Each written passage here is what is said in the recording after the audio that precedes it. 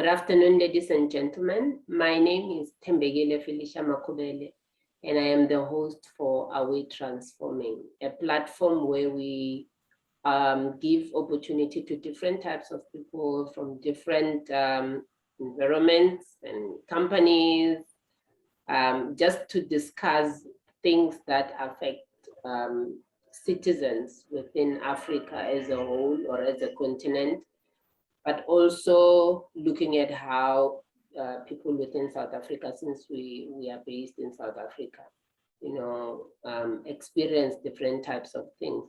So this is an opportunity for us to engage, identify gaps, and also solutions, or even give inputs. So it doesn't mean that the presenter or the guest will have all the answers, but we take it that as a collective, we'll be able to give inputs into how things can be improved if ever there are gaps that we have identified. So today we have got our guest, Karabo Motaung. She's from the Competition Commission, and she's going to talk to us about the role of the Competition Commission and its impact on the livelihood of ordinary citizens. I believe this is one of the areas that most people have commented when I posted this advert and said, it's long overdue. So I believe we're going to be educated today, and would like to welcome you, Karabo, and everybody else who took time to join. And those who are going to listen to this video recording, we really want to appreciate the fact that you have taken time to listen. So I'll hand over to you. I won't do the introduction. I will allow you to introduce yourself just to break the ice, and also, take us through the presentation. Then after that, we will pose questions or clarity-seeking questions, or even give inputs as people will be joining. So thank you so much for making time and for your company allowing us to have you on the platform. So thank you so much. Over to you. Thank you very much, Tembi and the team, for the invitation. It's an absolute honor to be chatting to you and your guests this afternoon. I think, as you have correctly introduced, my name is Karabo Motaung.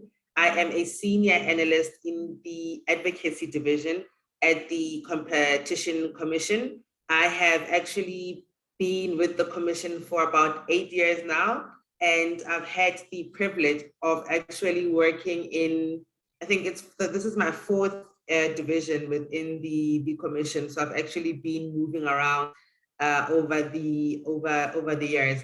So I think without wasting time, Tembi, I'm just going to get straight to the presentation. So I thought I would really just take everyone through who the Competition Commission is, and what it is that they do, what is it that we regulate, what is it that, what is anti-competitive conduct, also want to go into why is competition important, why should we care about competition, and lastly, most importantly, I'll then go into the impact of the Competition Commission and on the lives of ordinary South Africans. So I think just as a start, the Competition Commission is empowered by that to investigate, control, and evaluate what we call restrictive business practices. Our purpose really is to maintain competition in the South African market and to ensure we promote public interest objectives. The Competition Act prohibits certain various acts, including what we term abuse of dominance, collusion, and other forms of restrictive practices. Later on in the presentation, I will go into each of these just to provide a little bit more clarity on them. So these are the functions of the Commission. So the Commission is an enforcement body.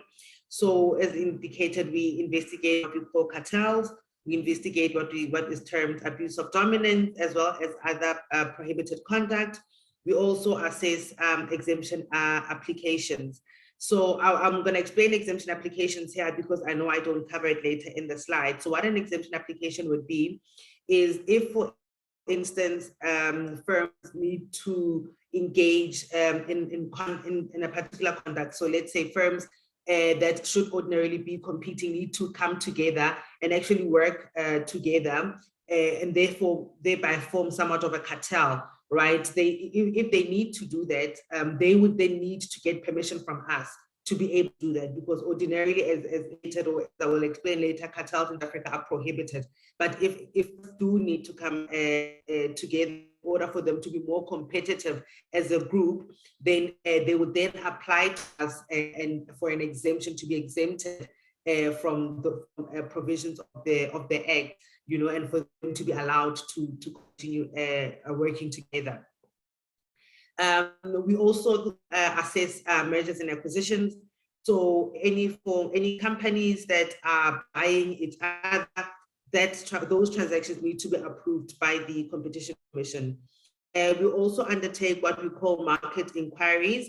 As you may or may not know, I mean, these ranged from done in the health sector. We've done an inquiry in the data market, so mobile data. We've also done one in transport and another one in the retail grocery market. So these really are not investigation of a specific company, but rather it's an assessment of the state of competition in a particular market.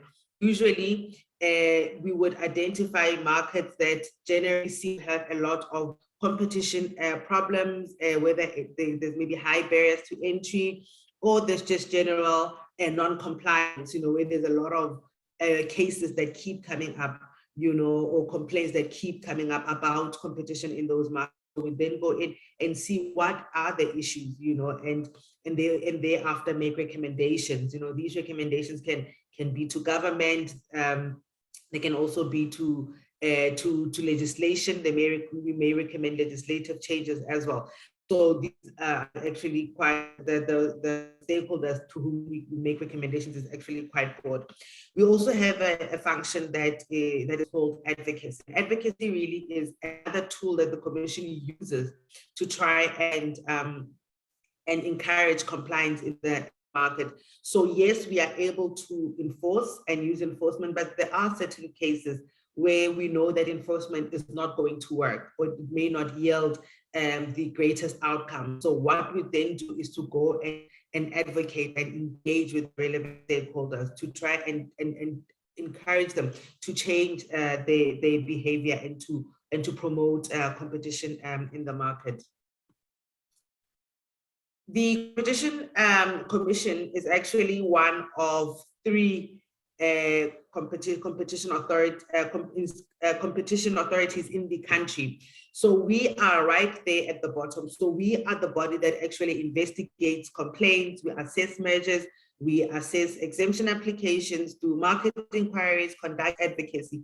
So we do all of that. Thereafter, any recommendations from the Competition Commission. So if there's a merger and we make a recommendation on a merger, that goes to the Competition Tribunal. So the Competition Tribunal is an adjudicative body. So they are like a court, you know, so there are a court that goes and hears our recommendations and therefore decides whether or not they agree with our recommendation or they don't. The Competition Tribunal as well, if there are any cases, we're investigating cases, complaints, whether it's abuse of dominance, whether it's a cartel, we take those, we refer those to the Competition Tribunal as well. Again, they will hear our side, we'll hear our arguments, also hear the argument of the other side of respondents, and thereafter make a determination whether or not they agree with the Commission's decision to refer the case or not. If there are any appeals at the Competition Tribunal, so if the tribunal makes a decision and either the Commission is not happy or the respondents are not happy, they can go and appeal this decision of the Competition Tribunal. So we have a special appeal court which specializes in competition. This is the Competition Appeal Court. So they hear appeals from the Competition Tribunal on competition matters only. If there are any appeals there, so again, the Competition Appeal Court makes a decision, and once again, either the Commission or the respondents are not happy, they can then escalate the matter to the Constitutional Court. The Constitutional Court is obviously the highest court in the country, the court of last instance, so any decision by the Constitutional Court is binding, so it remains. Nobody can overturn or appeal that decision. So this is really the regulatory framework of the competition authorities in the country. Let's say I will explain the content that we do investigate and which we deem to be anti-competitive. So firstly, we have what we call horizontal restrictive practices. So this is conduct between firms that are operating at the same level, so competitors, right? So this is what is generally known as cartel behavior. So this could be an agreement to fix prices. So competitors can decide, no, we want to fix so that we don't compete. So customers buy at the same price from all of us. They also agree to allocate markets. So by market allocation, I mean competitors can decide that, you know what, I'm actually only going to sell pens. You are going to sell books. So I'm not going to sell books and pens, so that a customer who's looking for a book and a pen can go and buy a book from you, and they can buy a pen from someone from a competitor. So that has been an arrangement. Whereas normal and in a competitive market, you would expect that if you are able to sell both books and pens, you would then do that, sell both books and pens and compete with another company. And of course, you would want to compete on prices, you'd want to compete on quality so that you can get the customers. But where you've allocated markets, then customers actually do not have a choice. You know, they have to go and buy from this side and from this side as well. We also have what we call collusive tendering. I think this is the most common and most known kind of form of cartel. This is what we call bid rigging. So again, here, this would be an arrangement between competitors to rig a tender, you know, where they agree, you know, you are going to win this tender, or I'm going to win this tender, or let's fix our prices in this tender. You know, let's increase the price, let's make the price actually higher. We know that in South Africa, tenders work on a lowest bid, right? So they can agree that that lowest bid is actually a very high price and an exorbitant price, you know, and therefore, so that even if one of them gets the tender, the price is so high that they can then pay off the other guys with whom they have agreed to enter into, and they've agreed or to enter into this practice with. We've also then got what we call vertical restrictive practices.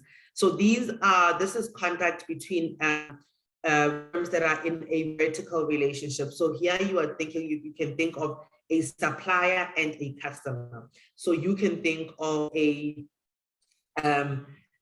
macro, for instance, being as a retailer, and you can think of the companies that are supplying Macro with the products that Macro sells. So in this instance, Macro is a customer, and the suppliers then are operating at the upstream level. So we have found, and I will go and explain when I deal with the cases that we've done, we have found that sometimes suppliers and customers get into long-term or anti-competitive agreements, right? Restrictive agreement, where, for instance, they will agree that the supplier will only supply this customer and not competitors of this customer. So you can imagine a situation where Macro says, Sunlight, you are only going to supply me with your product. You are not going to supply Checkers. You're not going to supply Pick and Pay, and therefore those other shops do not have Sunlight. Any customer that's looking for Sunlight is then only going to go to Macro, because that's where Sunlight is only available at Macro. So that is what is termed vertical restrictive practices.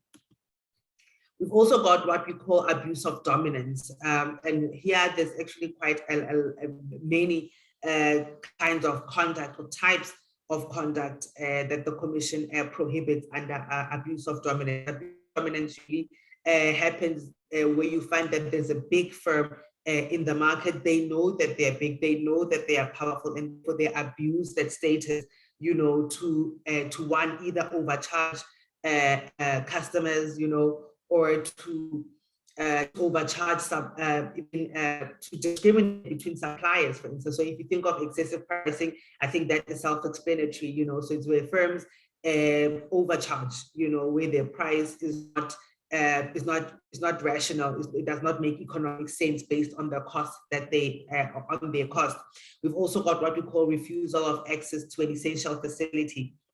So here, I will give an example, for instance, of Telkom. So we know that Telkom owns the telecoms infrastructure in South Africa, and when other companies came into the market, it obviously wouldn't make sense for that equipment to be duplicated, right? Because there's just not enough land in the country. So therefore, these companies would need to connect on Telkom's infrastructure in order for them to be able to provide their services. Telkom refused so it's either they can either refuse or make it very difficult or make it expensive for these companies to connect, on the infrastructure. So a product like that is what is called an essential facility, because other providers needed to be able to operate, and it's not economic sense for it to be duplicated. We've also got what we call buying up resources. So you can imagine coal, for instance, we use coal, of course, in South Africa for a production of electricity, but coal is used for other things as well. So now you imagine a situation where Eskom comes and buys up the coal in the country, knowing that it's a scarce resource, other companies that need coal for whatever services are then going to have access to the coal. So that kind of behavior is actually prohibited in terms of the Competition Act. We also prohibit what we call price discrimination. So this is the situation where a macro, for instance, I come there and I want to buy in bulk from macro, and another customer comes, they also want to buy in bulk. You check, but when you look, you realize that my price, the price that macro is charging me, is higher than what they're charging my competitor. So of course, unless macro is able to justify why there is the difference in that price, that their conduct would be deemed anti-competitive, because essentially then if the price to me is higher, it means that they are making it, they are squeezing my margins, right, compared to my, in comparison to my competitor. We've also got what we call inducement. Inducement really is it's inducement not to deal, for instance. So where a customer, for instance, a macro will go to the suppliers and say, you cannot sell to checkers, you cannot sell to Pick and Pay, and macro uses their power, to kind of influence the suppliers not to supply these other competitors. So they would induce them, maybe give them, I don't know, discounts, just make it credible for them not to, inciting them not to sell to deal with other competitors. A refusal to deal, very, very similar. As well, we've also got what we call tying of unrelated goods. So you can imagine a situation here where you go and you want to buy tires, for instance. Your car needs tires, but you get to the tire dealer and the tire dealer tells you, I can't sell you tires alone. If you want to buy tires, they have made a package. You also need to buy a steering wheel and the gear, but you don't need the gear and the steering wheel. But that supplier, this tire manufacturer knows perhaps that they are the only ones in the province. This happens when, again, this is why it's abuse of dominance, because they would know that you as a customer don't have any other options. They are the last resort, the only option you do have. And therefore they will then tie these unrelated other products that you don't need. So for you to buy the tires, you now need to buy all these other stuff as well. So that conduct is also considered anti-competitive. We've also got what we call predation. So we have spoken about excessive pricing, right? So where firms charge excessive pricing. Predation is the opposite, is where they charge a very low price. And sometimes they do this because they know that it's going to make their competitors' price high, So you can think of, I can give an example, for instance, of an airplane, right? So where that maybe SAA, SAA knows that, and if they can afford, because they are state-owned, right, to charge 500 Rand for a ticket from Joburg to Cape Town, but they know that it's actually that the value that the cost of flying from Cape Town to Joburg costs more than 500 Rand. But then they charge 500 Rand, knowing that British Airways, for instance, cannot charge lower than 1,000 Rand a ticket. So as you can see, they know that British Airways is going to make a loss if they charge lower than 500, lower than even 1,000 Rand. So that is what we call predation, or charging below average variable cost. So this is really what we deem as abuse of dominance, and that which is prohibited in terms of the Competition Act. So why do we care about competition? We all know that the era of apartheid really left the economy of South Africa skewed, where the ownership of the economy really is in the hands of the minority. And since we've seen very limited change in the ownership of this economy, even since the apartheid era ended. South Africa is also known as one of the countries with the highest levels of inequality and of course unemployment as well. There's lack of inclusivity in the economy. The people that are participating and that are active in the South African economy are largely the minority. You don't have your Black people really operating and participating at a greater scale in the South African economy. South African markets are also highly concentrated. So that means that they've got very few dominant firms. So they've got firms and very few of them. Our recent study actually showed that 70% of sectors in the South African economy are actually have dominant firms. And I mean, these companies have market shares that range between 52 to 62%. So if you are a company that owns that much share in a whole sector, you can imagine how much power you have.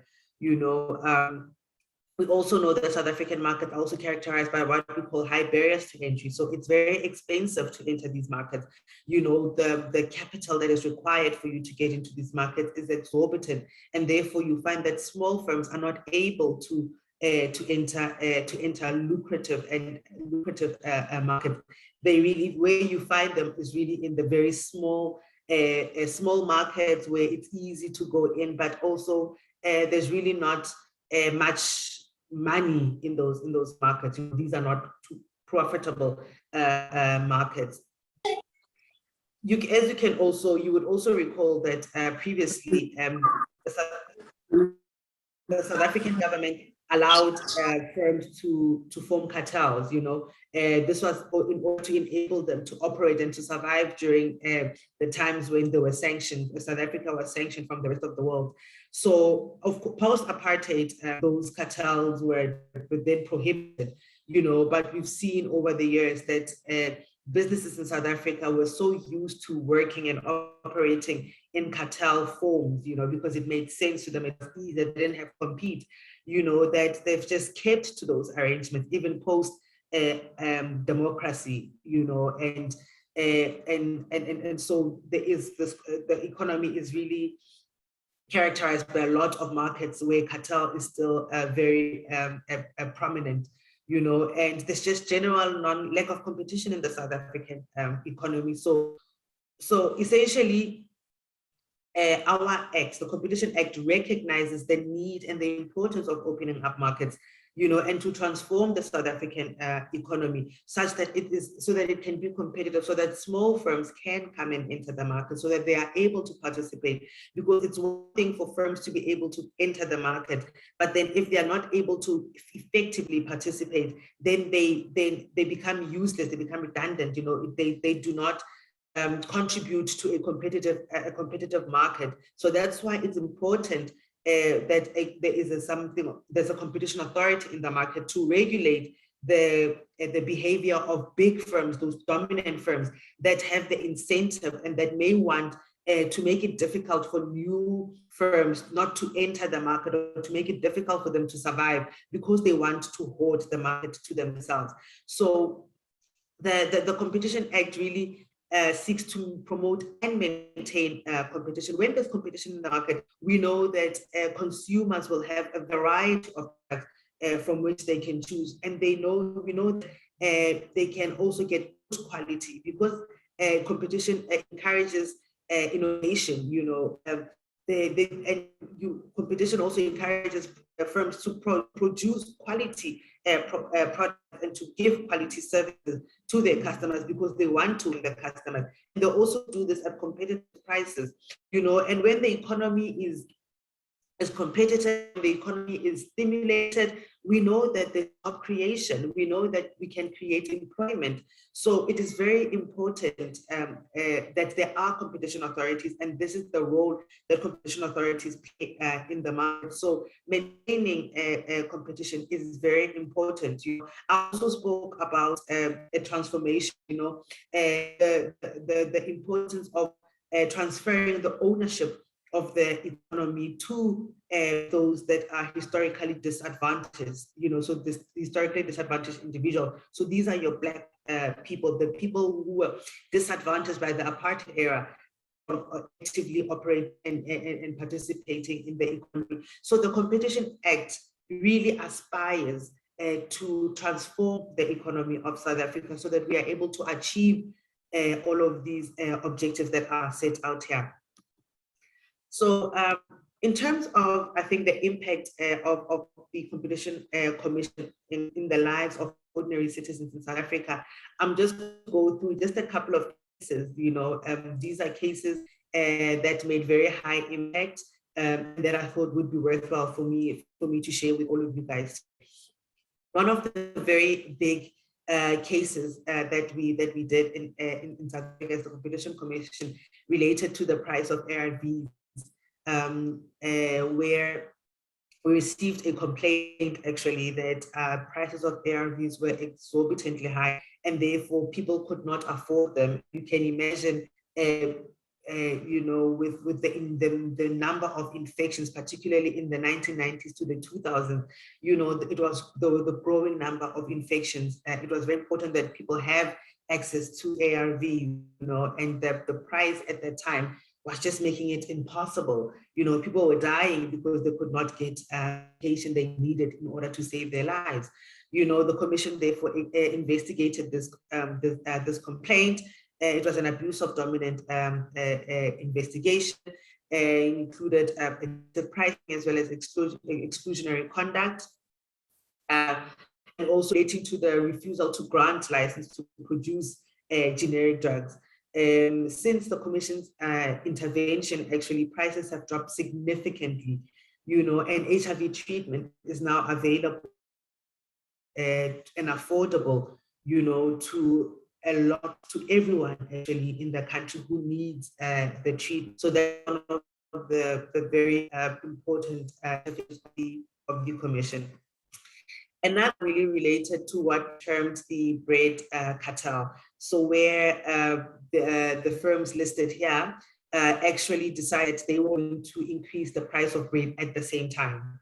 These very big firms, these firms accounted for the majority of bread made in the bread market. So they were very big. They contributed to. They were big firms, particularly in the Western Cape. The commission again investigated this complaint.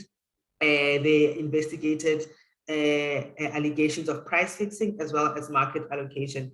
The commission investigation actually reveals that this cartel was even broader than just the Western Cape. It was actually a national cartel, and there were even more firms that were involved in the cartel. The commission also found that so it was not on bread, but it was a wheat cartel also that was actually this cartel was actually very anti-poor, because as you can imagine, these were staple foods of a lot of Black and poor families. So again, the Competition Commission intervened, and as a part of some of the outcomes of the commission's intervention was an agreement by the respondent to reduce the price of bread, reduce the price of flour, but also to establish a fund that would help support new entrants and small businesses in the bread value chain. I think this is probably one of the most famous cases that the Commission has gotten involved in, the data must fall movement. And of course, it came about due to a public outcry, as you may know, of the high prices of data in South Africa. The Commission therefore initiated a market inquiry, so explained earlier. So it's just the scope into the sector to try and see where are the competition issues in this sector. From the inquiry, the Commission found that indeed there was no price competition between the mobile operators, and essentially they also found that prices for data were actually higher for people that are buying smaller bundles. So if you're buying your 250 megabytes, compared to those that are buying 5 gig data bundles, the Commission actually also found that the smaller firms, so your Cell Cs, your Rain, your telecoms, actually not able to provide to constrain the bigger guys, so your Vodacom and MTN. So MTN and Vodacom were able to price exorbitantly high, even with these smaller guys in the market. They just felt no pressure whatsoever. These small guys were really struggling to pose that competitive threat to MTN and to Vodacom. The Commission also found that there were concerns with regards to pricing in the wholesale market. And again, the wholesale market goes back to the example that I gave with regards to Telkom. So Telkom owns infrastructure, and Telkom was charging high prices to internet service providers that needed to connect on its infrastructure for them to be able to roll out their own services. So of course, again, the Competition Commission intervened, and some of the very key outcomes of the Commission's intervention in the data market was that the large operators were required or requested to reduce their prices, and as you will, MTN reduced their prices. Vodacom also reduced their prices. They were also asked to reduce this gap, this gap between low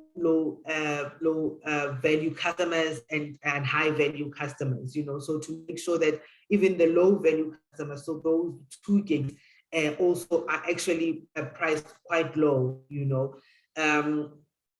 The Commission also requested a lifetime data and zero rating of data in order to provide, so they requested that the service providers actually provide zero rated data usage to public organizations, such as for education, healthcare, and other public interest organizations. So this was a requirement. This requirement was actually for all the operators, so not just MTN and Vodacom. And just this commitment alone, to reduce the price of data, Commission estimated that it would save consumers over 3 billion rand annually. So this was a very, very important intervention by the Competition Commission. Particularly, I mean, this inquiry was initiated in 2017. And I mean, we then went into COVID and everything moved online, so that decision was very, very critical, particularly now even, as there's a lot of work that is happening online, and as shops and businesses move to operate more online and moving away from operating in physical realm. Another very important intervention by the Commission has been in regards to school uniform. So the Commission from as early as 2010 was receiving numerous complaints. These were from parents and these were from new entrants as well. So parents were complaining that prices of school uniform are high, they're too high, and that schools are requiring learners to have uniform for winter, for sports, for summer, and parents were just paying a lot of money. New entrants and small players were actually complaining that they are not able to enter these markets because schools are entering into long-term exclusive agreements with certain suppliers. So we found that schools had contracts with one supplier for like 50 years, you know, and therefore it meant that if there was another a supplier that wanted to supply that school, they couldn't. They did not have access to that school because that school had an agreement with the supplier for 50 years. You know, so this new competitor would have to wait 50 years to end. And sometimes that 50 years, by the time that 50 years, 40, they renew the contract, you know. So it was just evergreen contracts. And of course, because these suppliers knew that they were the only ones that supplied the schools, they had no incentive to innovate, they had no incentive to also reduce the cost. They could charge high prices, knowing that that school, the parents in that of the learners in the school can only buy school uniform from them. You know, they cannot get the school uniform anywhere else, you know. So the commission then investigated a case of excessive pricing for school uniform, and part of the some of the outcomes of that of the commission's engagement in the sector was that we actually reached settlement with some of the big school groups, you know, who agreed that they would ensure that they remove those contracts, and that going forward their contracts will actually be much shorter. So we've allowed for a period of between 3 to 5 years, right? Nothing more than that. But they've also undertaken that they will actually obtain suppliers, will actually issue out a bid, you know, and allow suppliers to come and compete and to bid against another. And therefore then the school will choose the one with the preferred supplier to them, you know, rather than just giving the contract to someone because there's a family relationship of they've known the supplier for years and they've been dealing with them for years. So these are some of the interventions the commission has been able to achieve. But also, if you will note, a lot of schools have also been requested to cut down on the number of school uniform items that they have in their range. So instead of having a different uniform for hockey and for netball and for athletics, schools now have one maybe uniform for sports generally, you know, and perhaps they may even have one uniform for girls, you know, they can wear throughout the year. You know, the same they wear in summer, they can wear with short socks in summer, and maybe with leggings or with tights in winter. Schools were also requested to reduce the number of unique items. So we know that schools obviously have a school blazer that has a badge. Some schools had beanies that had a badge. Some schools had t-shirts, just white plain t-shirts that had a badge. So in those schools, parents could not even go and buy a shirt at hip because the school wanted the shirt badge. So our engagement with the schools was that allow parents to also buy the white ones, the ones that they can afford. So give parents a choice. You know, if they can afford the shirt with the badge from the school, that's fine. But also allow them the option to be able to buy a plain shirt from your PEP, Woolworths, their Ackermans, where they feel at a price that they feel they can afford. You know, so just to give them the choice as well. Also, I think one thing that also resulted from our intervention here was that we then a joint circular that we issued with the Department of Basic Education in 2020, really setting out the guidelines for schools relating to the procurement of school uniform. More recently, of course, has been inundated with case of price gouging. So since the announcement of the national disaster last year, the commission has received over 2,000 complaints, and these are from members of the public, you know, who are saying prices of food, prices of goods have just gone up overnight. We do not understand why, you know. The commission, investigated cases related to masks, related to sanitizers, related to protective gear, as well as essential goods and basic foods.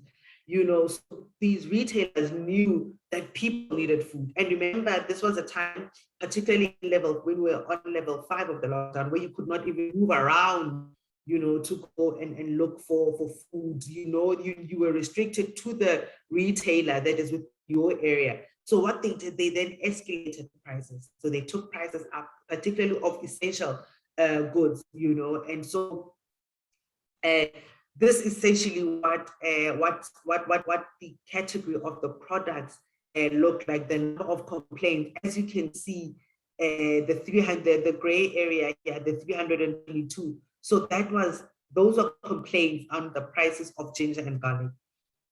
Retailers knew that people needed garlic and ginger as a remedy to COVID, but they then took prices up. The blue is just on basic foods. These are the number of complaints that we received on basic foods. So Commission, I think, intervened, and this included an investigation of Dis-Chem for excessive pricing on masks. And to date, the Commission has finalized a number of cases, and we have had penalties and settlements amounting to over 17 rand.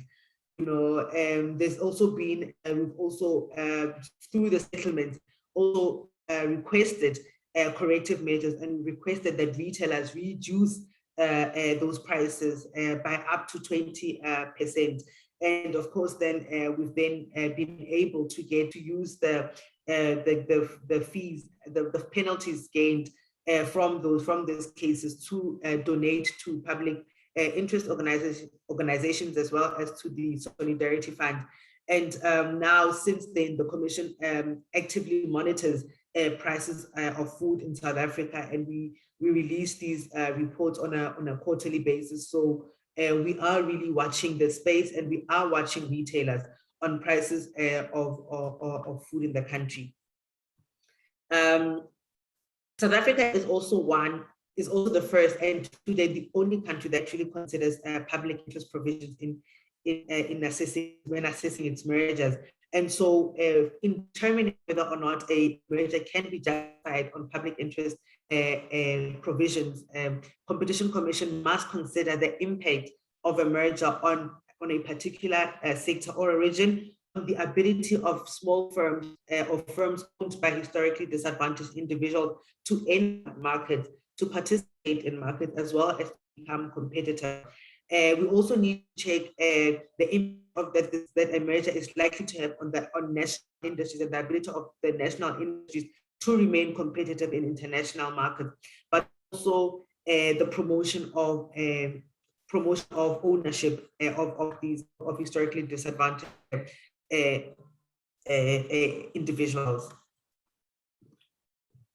So employment, of course, is by far the most prominent one, you know, that has arisen in the last years since the Commission has considered public provisions. And I think the one case actually where the Commission and the Tribunal actually were not convinced that the merging parties had actually considered the impact that a merger would have on retrenchments was the Metropolitan and Momentum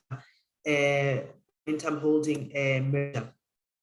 And following this hearing, the Competition Tribunal actually imposed a temporary moratorium on job losses in that matter, signaling a more rigorous approach to assessing mergers. Since then, I think there's been many more mergers that are proved on conditions that are related to employment. And some of these include the Harmony and Goldfields merger, as well as the Walmart merger.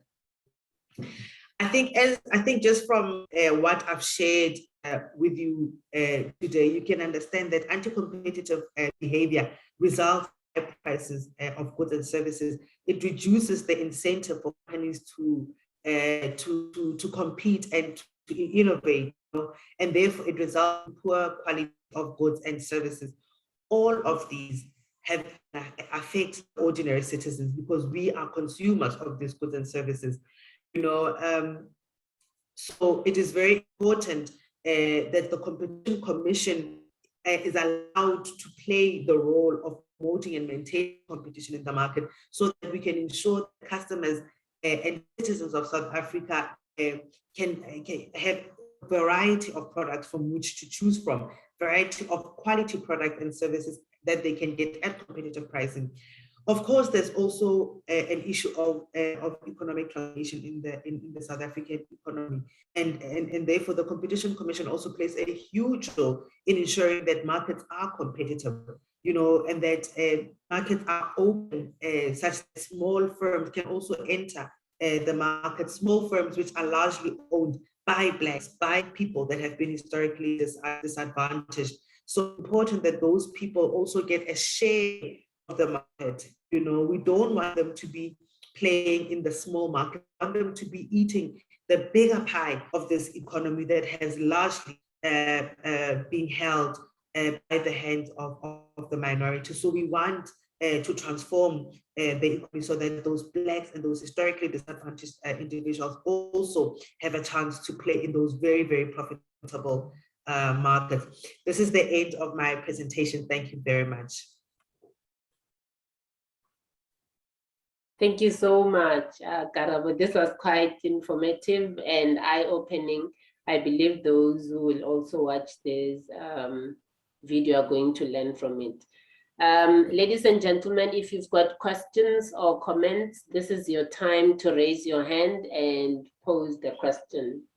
But in the meantime, I just want to check, are we transforming in the space of making sure that out of the investigations that you are doing and the input that you are making towards implementation of the Act, sort of give effect to Black people benefiting out of those, let me say, businesses or areas of business where it was predominantly white? I'm thinking of the winery businesses. I'm also thinking about the petroleum, where people will, buy service station franchises, which are like extremely expensive. Even if there are Black people, you'll find that one person owns a whole lot of service station or petrol station or filling station, as we would call them. Are we really transforming in that space? And what is the Competition Commission doing to make sure that also that area is improved? Because currently I don't think there's much, or maybe I'm not aware. You can actually assist in making us aware. No, thank you very much. I think the commission, and I think as I explained, we use our market inquiries, to really go into these markets, and to assess the state of competition in those markets. And of course, there's a lot of sectors in South Africa that are still yet to be transformed, and I think it's a very huge elephant. We are trying to eat it one bite at a time. You are correct, particularly to say that the winery sector, is largely owned by the minority, and it's important that the commission, for instance, when we do receive a merger, in those areas, in those sectors specifically, to make sure that we impose conditions, or actually impose conditions that would actually try and seek to make those markets open for small businesses, but also for historically disadvantaged individuals. So you are correct. There's a lot that needs to be done, but I think the commission, when they have an opportunity, whether it's through a complaint that they received, whether it's through a merger they are assessing, they always make sure that they use those opportunities, to impose remedies, that seek to transform a particular sector or a market. Yes. Yeah, let's not have a dialogue, but I will allow Shadrach Nkuna to ask a question. I see a hand. It's quite an interesting sector. Shadrach, you can raise your question if you can hear me. I can, Chair. Thank you very much for the opportunity. Yeah,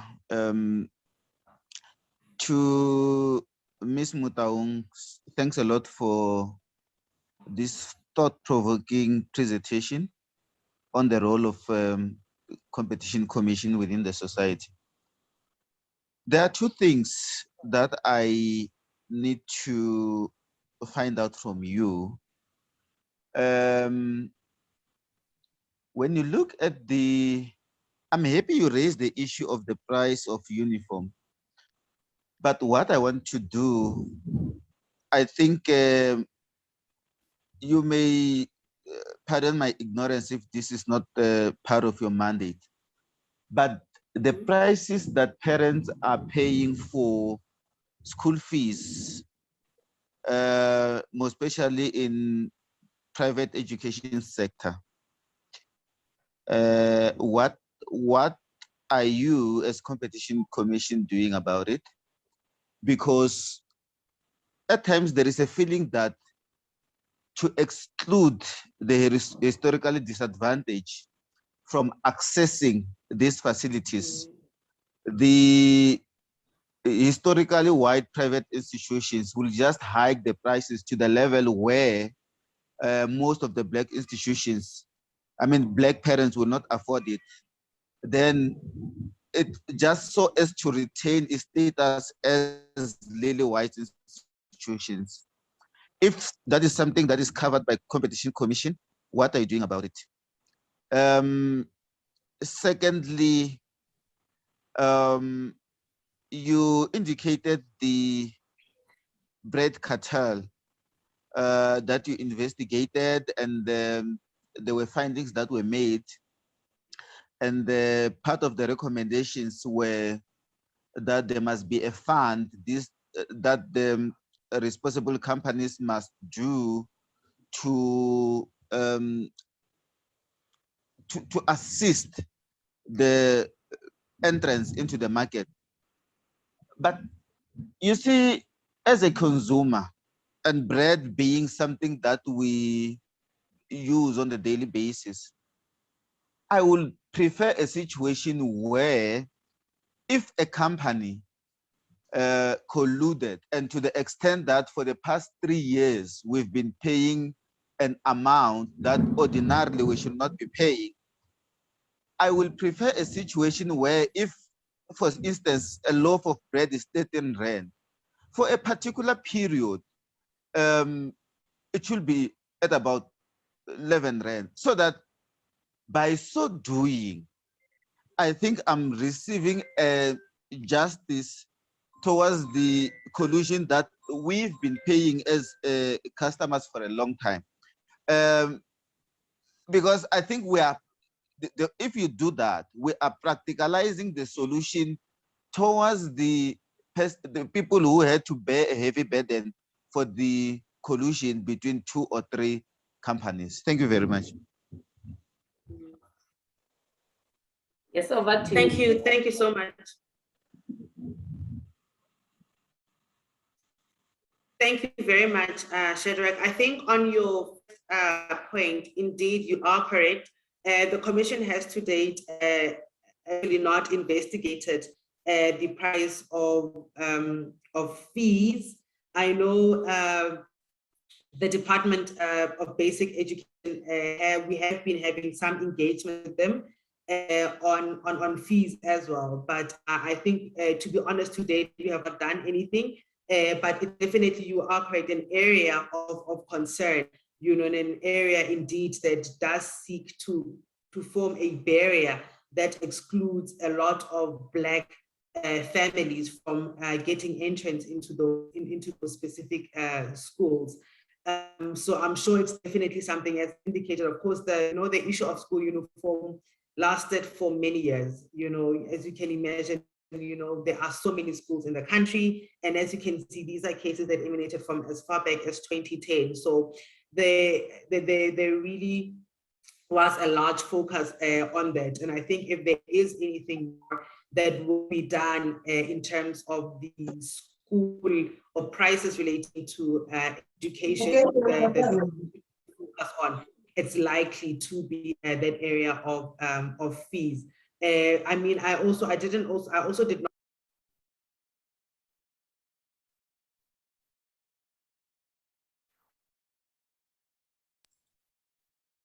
Okay, they had muted me. Also, I mean, did not touch on the issue of books. You know, the commission has also been investigating cases on books, you know, so there's actually a lot that's happening in the education space, you know, and I think we are really pacing it, you know, trying where we can and intervene as much as possible. Your second question with regards to the price of bread or the intervention in that sector post the commission's investigation. Of course, we did request that they do reduce the price of actually by the same amount which they had taken the price of bread up for. I think there was an impact assessment, which, because normally what the commission does is after they've made a decision or prosecute a company or a sector, after some time, they will then go back, you know, and do what we call an impact assessment, you know, just to check whether or not, to monitor, to check whether or not indeed these were, the firms actually did comply, they did reduce the price of bread. So that such an assessment will actually tell us for how long that decrease lasted. But I think for now, I do not have those facts, so I don't want to misquote or to misrepresent the commission. But indeed, you are correct, you know, that there is absolutely need, you know, for some reprieve for customers, you know, who bear the brunt of the conduct of cartels. Like I said, you know, the Competition Commission also really has become very creative, you know, in the remedies that they impose on these firms. You know, we don't just want to find them and let them go away. You know, we want to make sure that they are able to invest in the development of that sector for other smaller firms to be able to come in and operate in the market, you know, to ensure that market entrants are able to compete effectively, you know. So I think that that's one thing that the commission is really doing a lot of lately, you know, in the aim of transforming the economy. Thank you. Thank you, and apologies for muting you. I was muting the gentleman who was talking on the background. Okay. Thank you for the question. You actually just triggered something in my mind. You spoke about food quality, and I'm thinking about you know, supermarkets or stores that would usually put food on sale because they are about to expire, without them saying that the food is about to expire. What is it that the Competition Commission does to find a way, if ever that is the role? When you speak about food quality, my thinking is that if I'm buying something that is about to expire, then you your microphone. Okay. Yeah, so if I buy food that is already about to expire, then is it something that I have to report to the Competition Commission, or it's not your role? Secondly, in government, there is usually events. Okay, now with COVID, it's very less. There's usually events where you'll hear water was sold at 25 rands. But when you go to the shops, it's 7 rands or 10 rands. Is that price fixing or price inflation? And is that something that you also look into?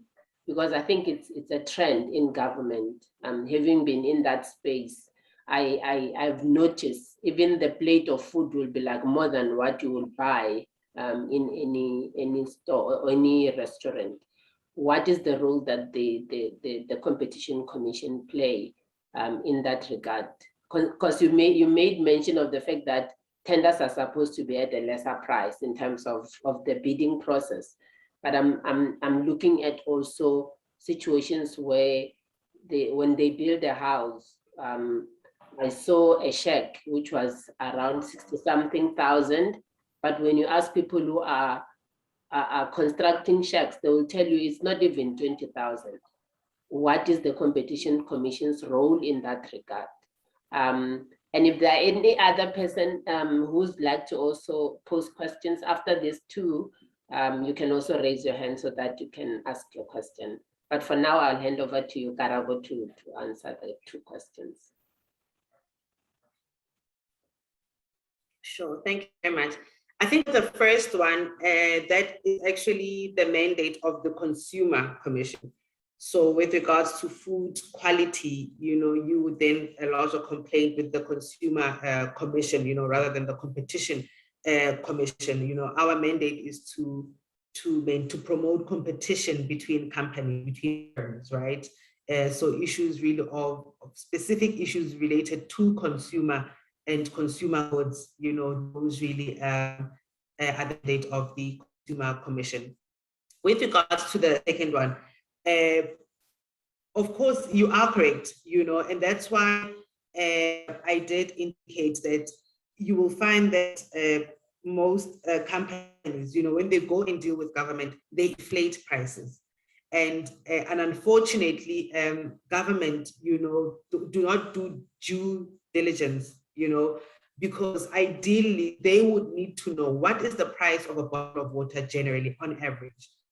So if we want to buy this bottle of water for our event, we have an idea of what the market price is. And therefore, if someone comes with a bottle of water that I can buy in the shop for 10 Rand, and they come and tell me that they can sell it to me at 25 Rand, if you've done your due diligence and you have an idea of what the price in the market is, you will know that that price is inflated. But unfortunately, and it doesn't help that there's a lot of corruption in our government as well, that also contributes, to some of the issues that that we find in those spaces. But indeed, if it is a situation like that, normally the government or procurement authorities do come to us, actually do come and complain to say, we issued this tender, and it seems the prices are either high or there seems to be a suspicion of collusion between the bidders that have submitted and so forth. So we do investigate those complaints as well. I mean, we've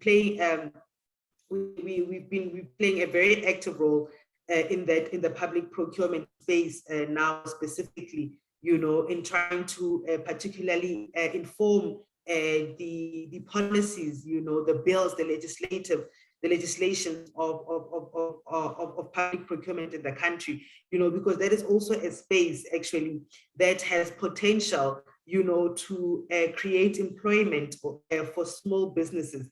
And if jobs are continuously or tenders are adopted in a manner that only enables big firms to compete, then they actually lock out so many small firms. So we are playing a very active role, particularly in the government procurement space, where we are encouraging that if you've got a project that you want, if it's a huge project, try and break it into mini projects so that small firms can also, if they can't, they're not able, they do not have the capacity to take on the large project alone, they're at least able to take on the mini projects. So there is definitely work that we are doing in that regard. And yeah, indeed, price complaints of excessive pricing, even at events, if people do want to complain, they can come and complain, and we will definitely analyze. I take it most people don't generally complain about prices of product at events, because these are usually, it's a once-off kind of event, it's people that have put up stalls there, and they know, of course, again, it's competition, right? It's a demand and supply dynamics that are at play. If you are at a concert and that they know as a supplier, they know that you're not going to be able to get water anywhere else, and they have paid for a stall to be there. So they also need to recoup some of their costs and also make a profit. So it would kind of inflate those prices. But of course, if it happens for, I think, a longer duration, that's where we largely then normally get complaints. I hope I've answered your questions. Yeah, yes, you did. Even though you didn't speak to the fact that, to the issue on the shack, that the Department of Housing itself. Again, yeah. So I think again, it just goes back to due diligence, right? Government departments, where before issue out a tender, they are required to go and assess the market. They're required to go and check what are the market-related prices, for a shack, for instance. But because they don't do that, so sometimes they don't even know what the price of a pen is in the market. So they will pay whatever. And again, I did also highlight the fact, unfortunately, we have issues of corruption in our own government. So they may knowingly, intentionally sign off for that, to pay that shack, to sign off the 60,000 rand bill for the shack, knowing very well that they are going to only pay 21,000 to the person who's making the shack and keep the rest for themselves. So there are also those dynamics, in our government that also result in governments paying and wasting a lot of the taxpayers' money. Mm. Do you wait for people to complain for you to identify areas of investigation? I'm just having quite a lot of examples I can give. Also, with the school uniform, the fact that you have agreed with Department of Education for them to issue a circular or a guideline of some sort, did you go back to check whether that is currently implemented? Because as a parent now, I'm hearing it for the first time. The uniform is still expensive. And I've never had that, okay, the Department of Education require that the uniform be of X amount, or is it only applicable to private schools? And what about public schools? Because they will tell you only buy uniform at a specific place, So did you go back to check whether your investigation made a difference and an impact to the ordinary citizen in the country? Thank you very much. I think with the first question, no, we do not wait for complaints to come to us. We are actually also able to initiate complaints ourselves. So if we do suspect there is some sort of unrelated conduct, we can initiate. We also do get tip-offs. We would get someone who says, I want to give you information. I don't want to be a complainant myself. I just want to give you the information. And then the commission will then see what they do with that information. So we then normally take that information and initiate a complaint ourselves. You must understand that anti-competitive conduct is something that firms would hide, so it's something, if there is a cartel, they will want to protect it with their own lives, so there's not, the information around anti-competitive behavior is not readily available in the market. So it really requires us to go and poke holes, to try and dig and to find information that can show that there is anti-competitive conduct, which we can investigate. But I think we largely rely on people and coming to us and alerting us of this conduct, because there's only one of it across the country, that we won't have access to, that we can't see ourselves. So we do rely on society at large to come and bring that information to us. With regards to the school uniform, yes, so we have issued the strength circular. But in addition to that, I did mention, of course, that there are thousands of schools in the country. Just the other day, I was looking at the schools, and I think one area, one province or something had like 400,000 schools, and so we understood when we started the advocacy project on the school uniform is that it's going to take years, it's going to take time, and I think the commission was very clear that they don't want to prosecute schools. We don't want to have schools in courts. Schools should be educating our children, our learners, rather than being stuck in court day in, day out, trying to defend themselves, being prosecuted, or this and that. So advocacy role has really been aimed to change behavior. So some of the schools don't even know that what they're doing is anti-competitive. So sometimes you need to go and actually educate. So yes, we've issued the circular. We've also concluded memorandums of understandings with school governing body associations. So these associations have school governing bodies as their members. So the aim of the MOU is also for them to help us, because they're even closer to the schools, to try and help us get the message across to the schools. We have now even recently, as I think, as early as last week, distributed actual pamphlets, on the guideline that we do want them to go to parents. We've got the soft copies as well. I'm not sure if they are on our website. They should be, but I'll definitely double check. So we do have soft copies even on our website. We will be putting those up on our social media. So we are trying to reach as many parents, as many customers or stakeholders as possible, so that they are all aware of this case and of the issues that are imminent in school uniform. Because like I said, parents don't know. They don't know that they can complain about the price of school uniform. They don't know that the commission has even intervened. Some schools don't even know the Competition Commission, So as you said, now you don't know about the circular. There are schools that have not, that maybe have not even reached, they have received the circular, or even if they've received it, they don't even understand it. So there's a lot of education that is also still required, but to the extent where you as a parent see that your school still requires you to go buy a school uniform from a specific supplier, you then should approach us. Tell us, let us go and engage with that school. Sometimes you'll find that once you start engaging with the school, once they start understanding what the problem is, why their conduct is wrong, they don't even fight. They don't even fight. They are happy to conform and to take on our recommendations and stick to and adhere to our guidelines.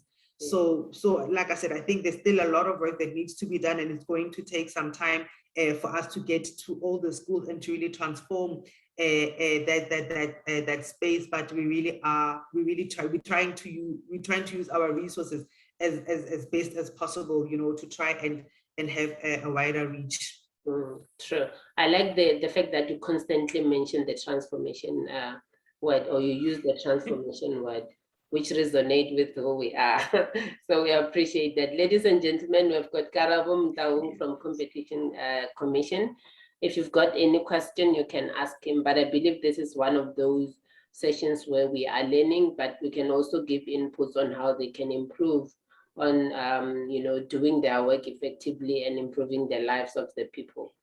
Karabo, you spoke about companies coming together and probably wanting to improve competition. I'm thinking of those startups that would see a tender and then they agree amongst themselves to go for the tender as a collective, like as two companies or three, for instance.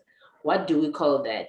And is that allowed based on your presentation or in terms of the act of the commission?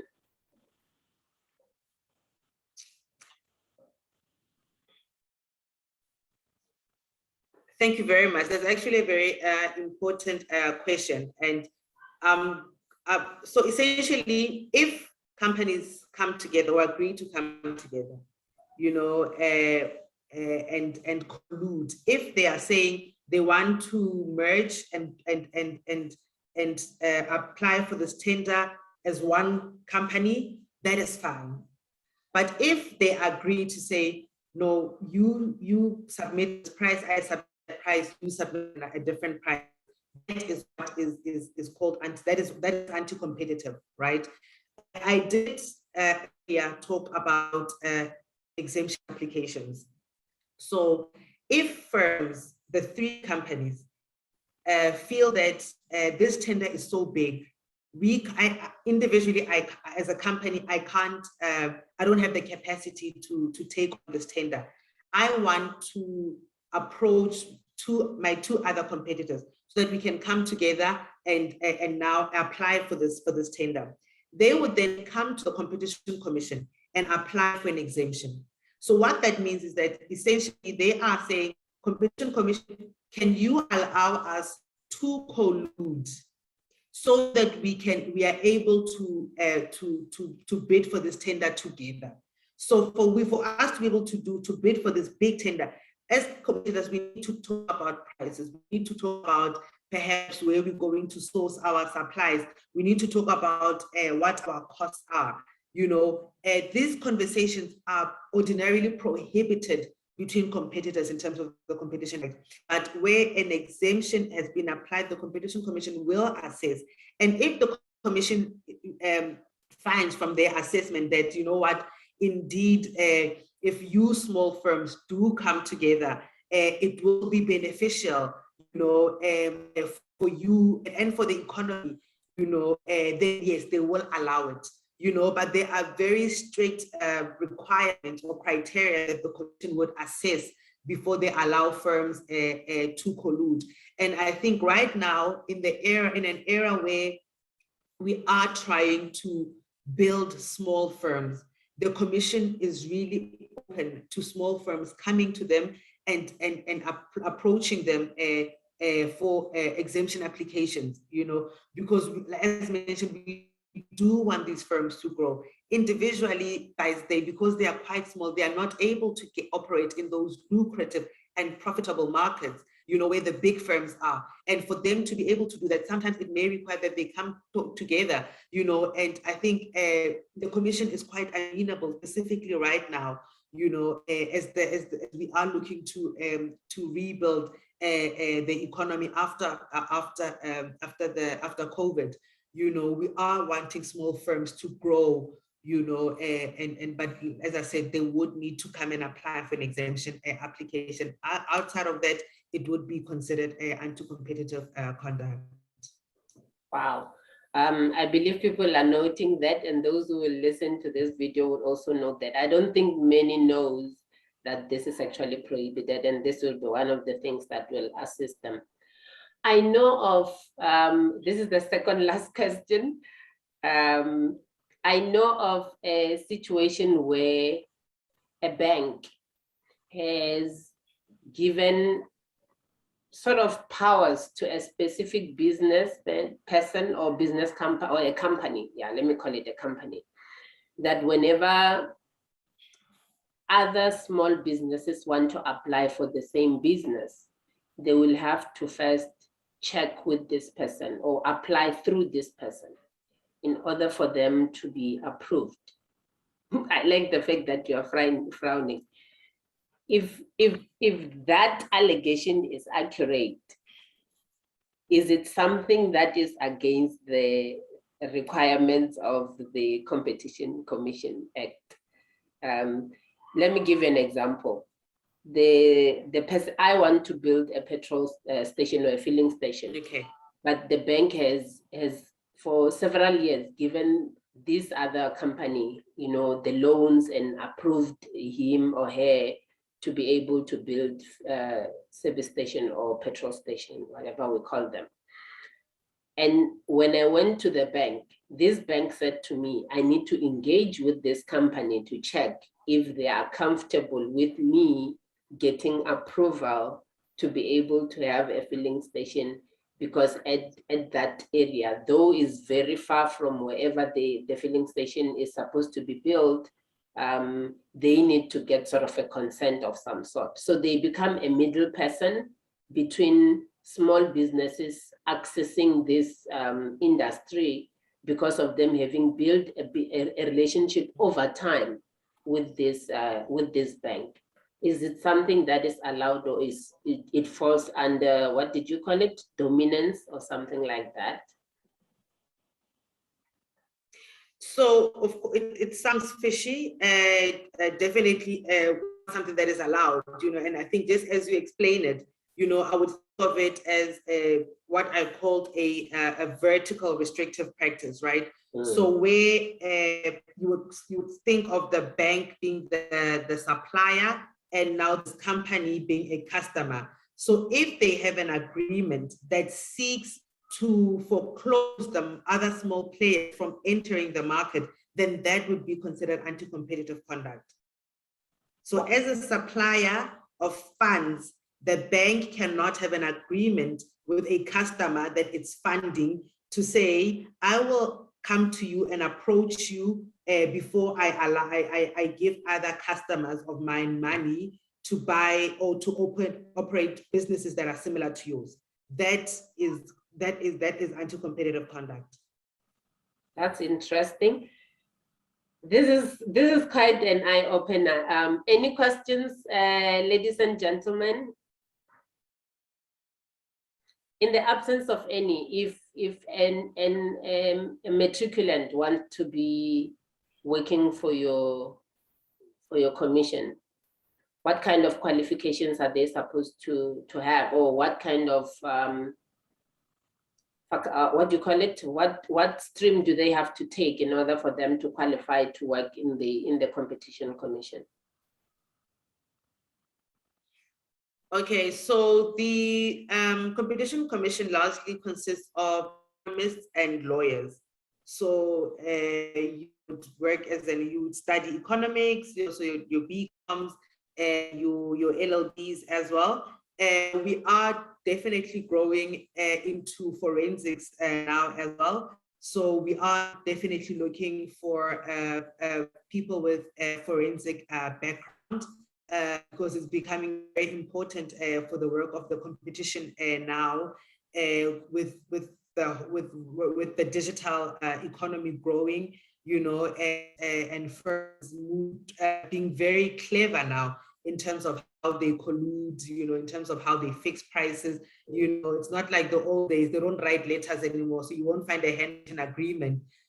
But they're using what we call algorithms, you know, to try and manipulate prices, you know, to try and manipulate how work is allocated, you know, amongst themselves. So that is a very small but growing area in the competition space. So definitely lawyers, economists, and now forensics. Okay, thank you so very much for the presentation and also for availing yourself. I believe now you can breathe because we are almost done. Where and how do people report to your Competition Commission or to your commission regarding the things that they observe? They may not be accurate, but I believe there's a route in which, or the process in which they can follow for them to report this kind of allegations. Of course, you know, I think normally when I educate, you know, people and companies, I'll say that, remember that the Competition Commission is the specialist in terms of assessing and analyzing whether or not a conduct is anti-competitive.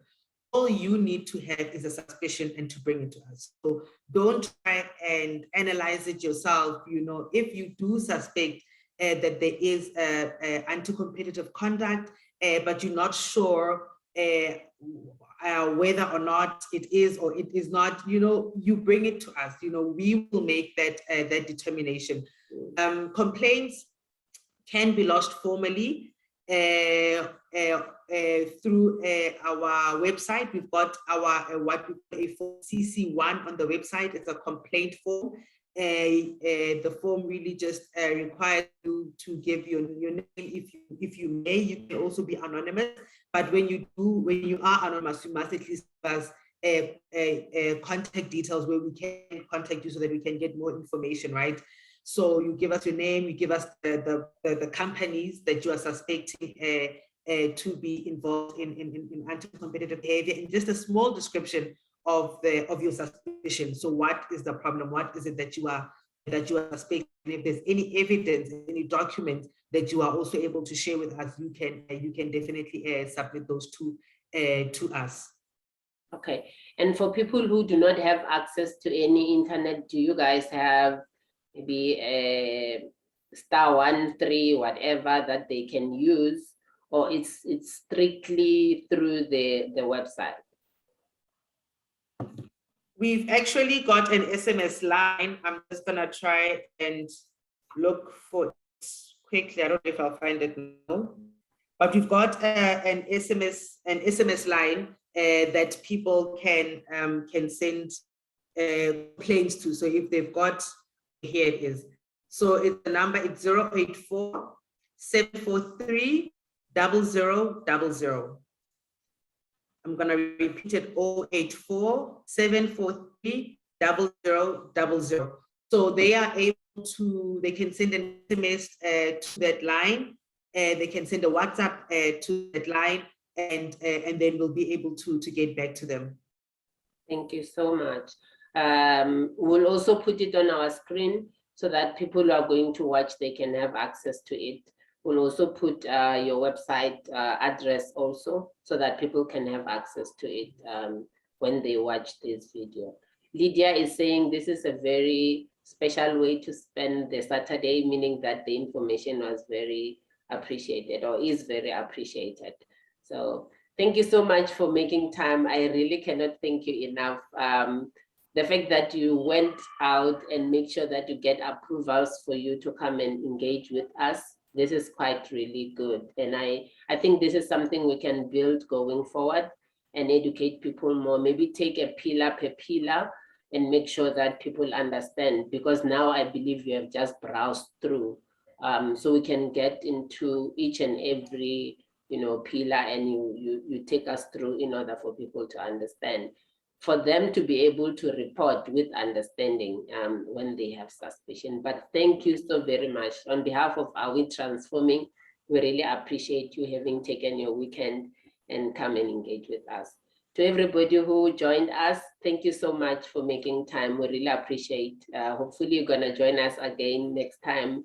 We are online every Saturday at 4 o'clock talking about different topics. Thank you, Karabo, and pass our regards to your family. We really appreciate having given you time. And to everybody, thank you and have a lovely weekend. Thank you very much for the invite. I really enjoyed the platform. I enjoyed the engagement, and we're always happy, to have an opportunity to educate the public of South Africa, about the work, because it's important, as I said, because we rely on them, to lead our eyes in the market. So it's important that they know and understand what is wrong, so that they know what to complain about. Thank you so much. Thank you.